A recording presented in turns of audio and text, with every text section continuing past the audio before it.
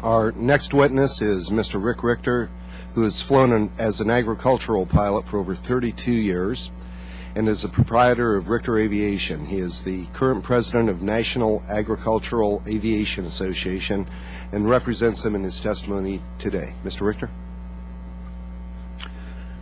Thank you, Chairman Tipton, Ranking Member Kritz, and all members of the subcommittee for the opportunity to testify on the effects that the increase in fuel prices have on small aerial application businesses. My name is Rick Richter, owner of Richter Aviation, an aerial application business in Maxwell, California. And I'm testifying today on behalf of the National Agricultural Aviation Association, also known as the NAAA, of which I am the 2011 president. NAAA is a national association which represents the interests of small business owners and pilots licensed as commercial applicators that use aircraft to enhance the production of food, fiber, and biofuel, protect forestry, and control health-threatening pests. Aerial application accounts for an estimated 18% of commercially applied crop protection products in the United States and is often the only method for timely pesticide application, especially when wet soil conditions, rolling terrain, or dense plant foliage prevents the use of other methods of treating an area for pests. The average aerial application business consists of 2 operating aircraft, 4 people, including 2 pilots, a mixer loader, and an administrative staffer. Increases in fuel prices result in a number of cash flow and service marketability issues for the aerial application industry. And of course, the price of fuel for agriculture will trickle down to the end consumer of food. According to the United Nations Food and Agriculture Organization, food prices reached a record high in February, and prices in March of this year remain 37% higher than those in March of 2010.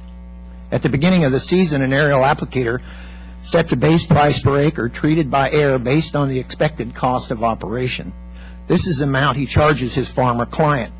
Depending on the type of fuel used, of which there are 2, avgas for piston engine aircraft and Jet A for turbine engine ag aircraft, an operator includes a base price for fuel going into the season.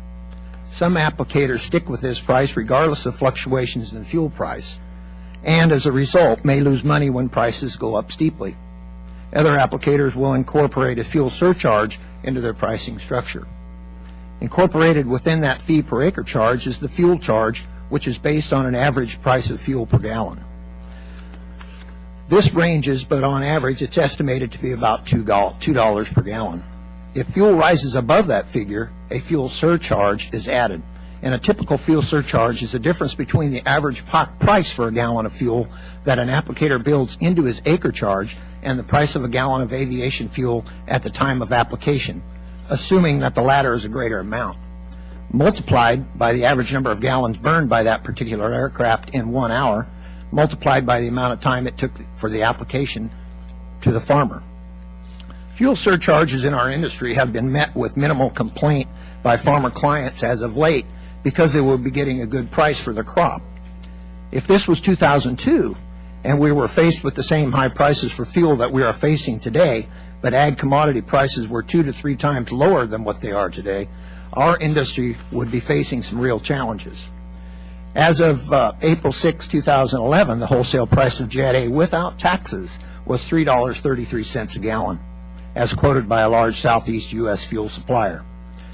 If in 2002, when commodity prices were much lower and Jet A for turbine-powered ag aircraft was the same price today, or the same price that it was at its height in 2008, when it averaged $4.72 per gallon, it would be much tougher for a farmer to embrace a fuel surcharge for aerial application services rendered.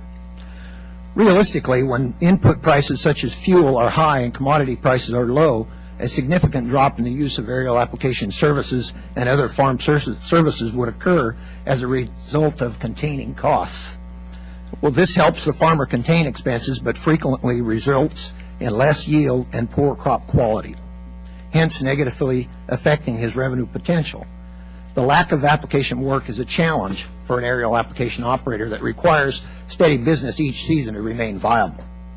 Another challenge that aerial applicators face, particularly when fuel prices are high, is the financial terms that fuel suppliers have for payment of their fuel and how those terms differ from their own accounts receivable terms. The typical payment terms that an aerial applicator has with his fuel supplier is 10 days with established credit. This usually differs from payment terms that aerial applicators' customers are accustomed to paying, which is typically between 45 and 60 days. This can pose challenges because fuel costs consist of approximately 20% of an aerial applicator's total expenses. If the average ag aircraft burns 50 gallons per hour and is flown 300 hours per season, and there are 2.2 aircraft on average per aerial application operation, then 36,816 gallons of fuel will be required.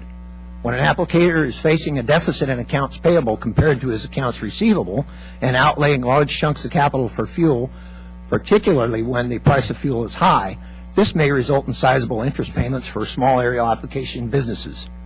It is widely expected that higher interest rates will return, and coupled with a greater demand for fuel globally will likely lead to a steady increase in the price of fuel and place much greater cost pressures on small aerial application businesses. High fuel cost conditions in some instances do lead to aerial applicators taking more risk in trying to hedge the price of fuel by filling up their tanks early and storing fuel.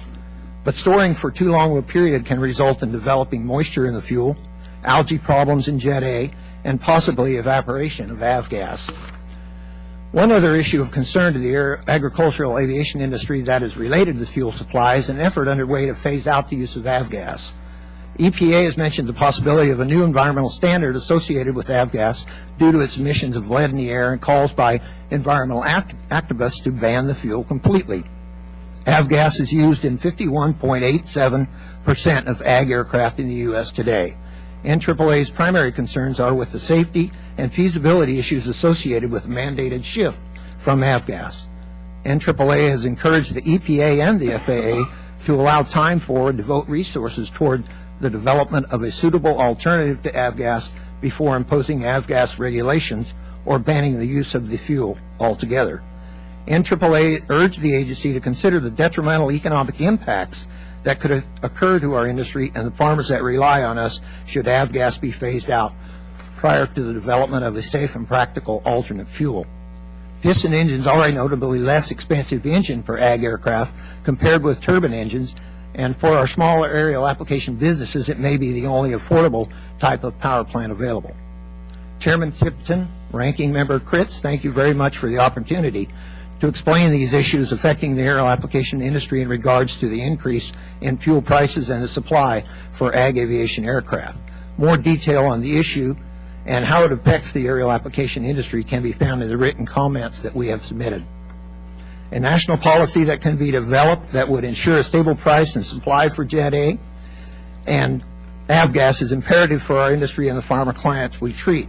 Also, continuation of the fuel tax exemption for aviation fuel used for large aircraft while flying over the farm have provided some relief to our farmer customers.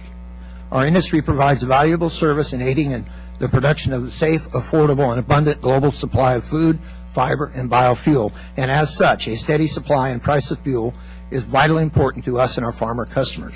Thank you again to you and the members of the subcommittee.